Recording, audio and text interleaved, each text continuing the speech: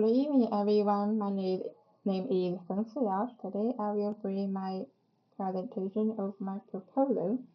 The title of my proposal is Acoustic Study of Voiceless Fricative Consonant Confusion made by L2 English Chinese college students. We sort of plot a case study between and. The first is the introduction. The pronunciation plays a virtual role for second language learners. However, when second language learners develop their own pronunciation habits, it is difficult for them to find that they have pronunciation errors. In recent years, many researchers have paid attention to the problem of pronunciation errors of second language learners. The second one is the problem. Although more researchers are paying attention to pronunciation issues, but many scholars only rely on the subjective judgments and do not use the objective tools to analyze the participants' recording, which may affect the objectivity of academic researchers. Now, then is the purpose of my proposal. So the proposal will use the software plot to provide the objective visual data as a basis for judging whether the participant's pronunciation is correct. The next is my research question. The first one is, to what extent can Chinese college L2 English learners acoustically distinguish the voiceless fricative and the second one is compared with native English speakers. What are the main acoustic features, such as actual moments, of Chinese college L2 English learner pronunciation of and? The next part is my literature review. I divide my literature review into two parts. The first part is the theoretical foundation. The first is the definition of the pronunciation, and the following are the definition of the consonant in English, voiceless consonant in English, and the fricative in English. The second is that why the Chinese learner they have problem with the voiceless fricative consonant. The first reason is that the consonant number in English and Chinese is different. The second one is that there have some scholars have researched that the non-English native speakers they do have the problem with the pronunciation of some. That they have some researchers on that Chinese native speakers they have some mispronunciation between and. The next is the facts. The first one is previous study did not clearly identify the age of the participant and lacked the research on pronunciation problem of Chinese college second language learner. That the previous study they just identified that there are 20 or 30 participants, but they didn't show the age range. So my proposal will to focus on the Chinese college students.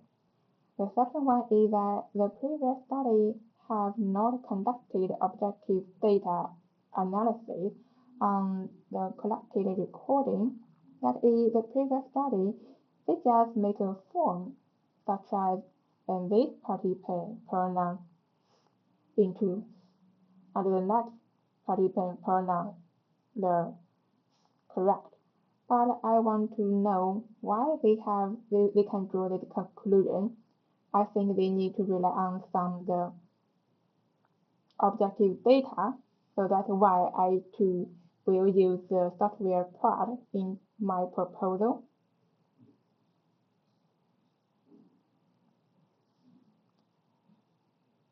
Then is my method. I will to use the quantitative to comparison of the and pronunciation in the L2 Chinese college students. The first is the participant.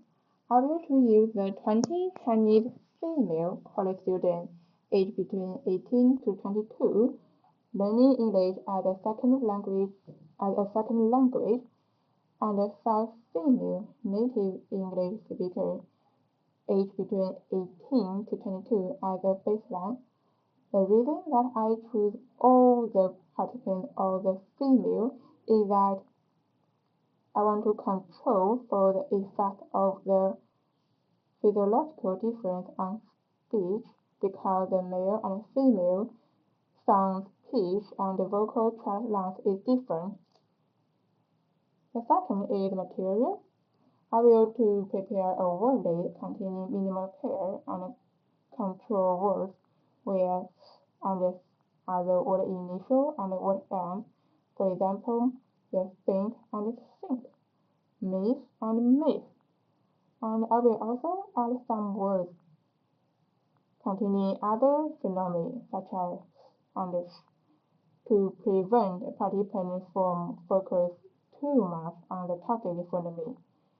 And the recording requirement, we will use a microphone and we also will use the software part.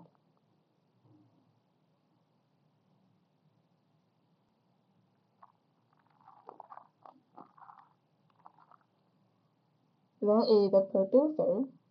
The participant will read the word list in a quiet room and be recorded, and the words that will be target words are the distraction words and were played randomly, and objectives followed and recorded, and the vocabulary was random to avoid the order effect, and every participant will repeat each word 3 times to avoid time, and the recording will be recorded and analyzed using product software.